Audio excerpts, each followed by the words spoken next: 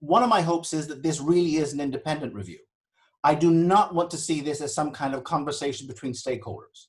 I do not want to see the Department of Defense represented, the officers represented, the enlisted personnel represented. This should not be a stakeholder conversation, because precisely as Sven said earlier on, what you will then get is some kind of an anodyne consensus-driven document.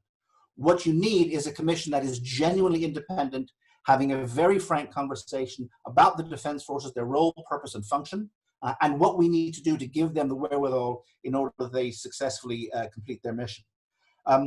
My second hope is for consultation.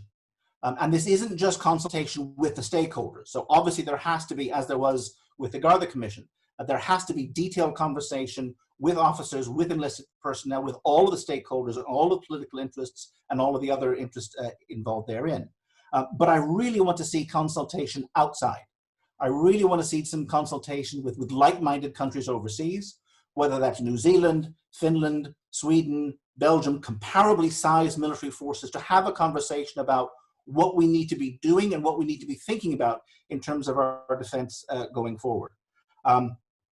My third hope is that we start from first principles, and that is again to say, to have a conversation about what is the threat assessment, what are our defense forces there designed to do, and how do we give them the capacity and capabilities to undertake that. Because that, to my mind, that starting with first principles has got to be the starting point for this commission.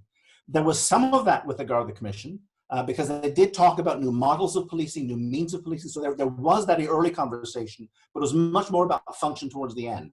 I think we need to reverse that and have a bigger conversation about defense strategy, purpose, and function before we talk about what the defense forces do, how they're structured, how they're governed, and how they work.